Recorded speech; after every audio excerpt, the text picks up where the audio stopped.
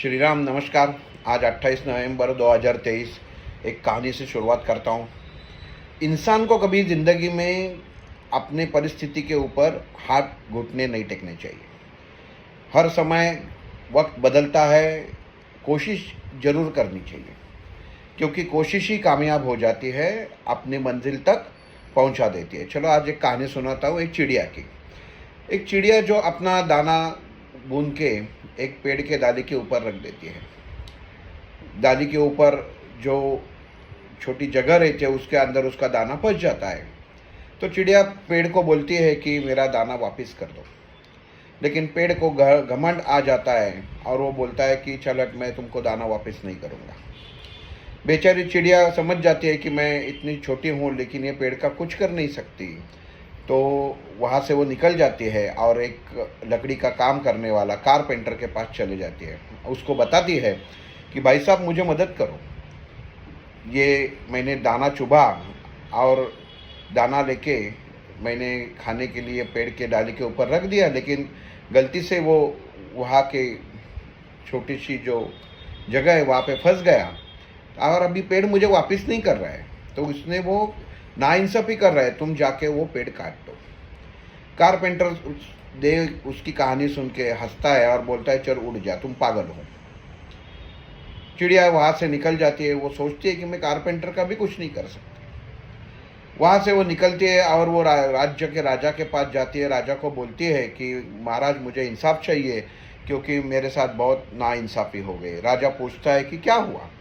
तो वो बताती है कि मैंने दाना लिया, पेड़ के डाली के ऊपर रख दिया, तो अभी वो पेड़ मुझे वापस नहीं दे रहा है। तो मैंने कारपेंटर को बोल दिया कि जाके वो पेड़ काटो, लेकिन वो भी हंसते हंसते उसने बात टाल दी और मुझे भगा दिया।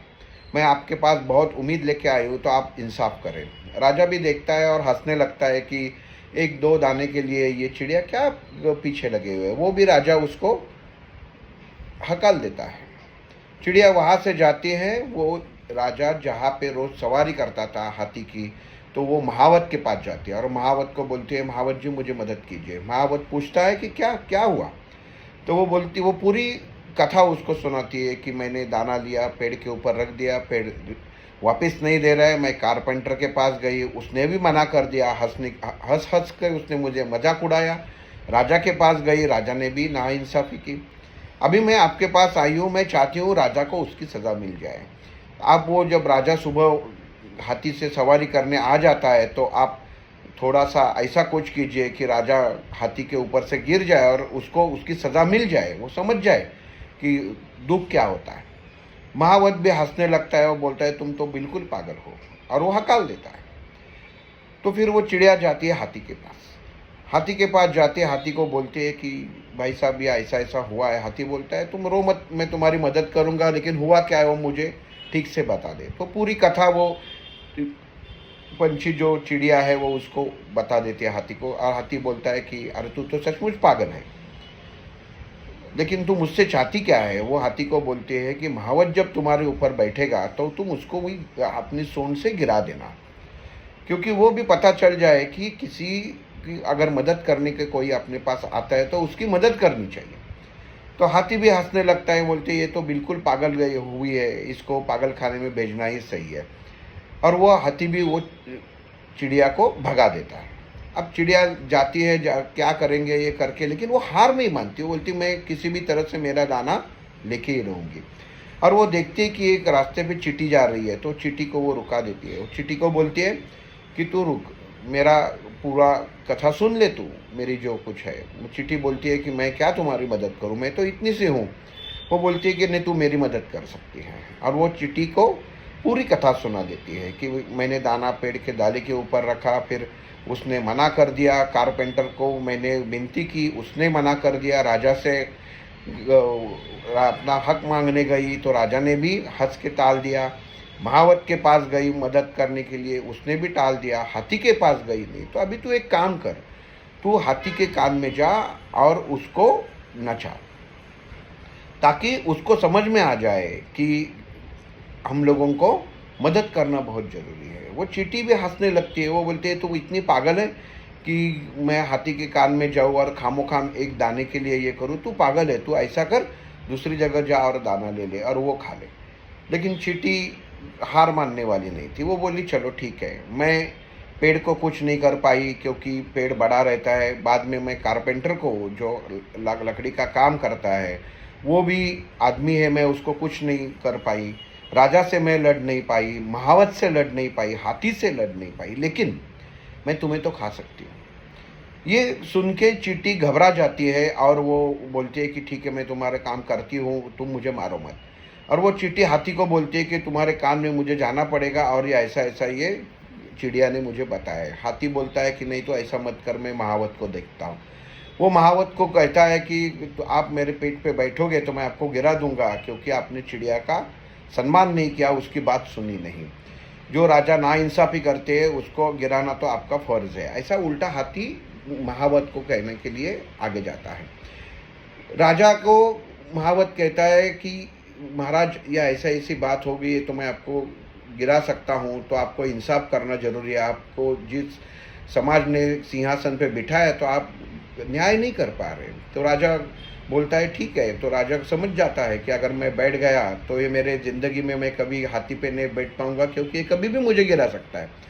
और फिर राजा कारपेंटर को बोलता है मैं तुमको सज़ा दे रहा हूँ, क्योंकि तुमने वो चिड़िया की बात नहीं सुनी जिसके ऊपर वो डाली ने जुल्म किया। वो वृक्ष की, वो पेड़ की जो डाली थी, उसने उसके ऊपर जुल्म किया। तो अभी तुम उसको जाके डाली काट दो। फिर कारपेंटर सुनता है, राजा की बात रहती है तो वो टाल नहीं सकता। वो वृक्ष के पास, पेड़ के पास जाता है और बोलता है कि तू इसका दाना वापस कर दे, नहीं तो मैं तुम्हें काटने आया हूँ। और वो पेड़ घबरा जाता है कि चलो, अरे मेरे तो पूरी बाजू ही कट जाएगी। तो वो दाना चिड़िया को वापस कर देता है। ये थी कथा, ये कहानी थी। लेकिन कहानी का मोरल क्या है, कहानी का अर्थ क्या है?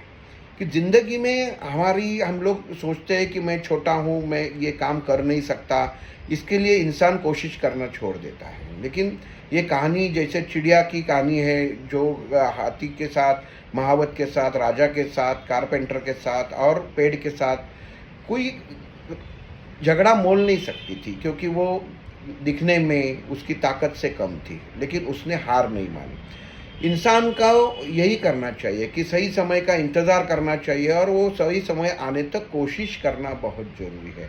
क्योंकि एक क्षण ज़िंदगी में ऐसा आ जाता है कि आपको मौका मिल जाता है और वो मौका ही आपको विजय की तरफ लेके जाता है। इसके लिए ये चिड़िया ने बहुत ही अच्छी तरह से अपना जो दाना उसने गंवाया था वो वापस कर लेती है। और ये कहानी एक समाज को बोलती है कि एक सीख देती है कि इंसान को ज़िंदगी में हमेशा प्रयास करना बहुत ज़रूरी है। हम लोगों को कोई भी चीज़ आधे रास्ते पे छोड़नी नहीं चाहिए। आप अगर कोई चीज़ के पीछे जाते हैं, कोई कष्ट करते हैं, तो आप वो चीज़ हासिल कर सकते हैं। उसके लिए आप अगर निर्बल भी रहे तो, लेकिन भगवान अपने रास्ते में आपके ज़िंदगी में एक मौका ऐसा ज़रूर लाता है जिसकी वो मौका आप अपने ज़िंदगी सुधारने के लिए, वो विजय के रास्ते पे जाने के लिए सही रहता है। तो दोस्तों, ये आज ये कहानी यही सुनाती है कि हम लोग भी आगे ज़िंदगी में कष्ट करना छोड़ना नहीं चाहिए।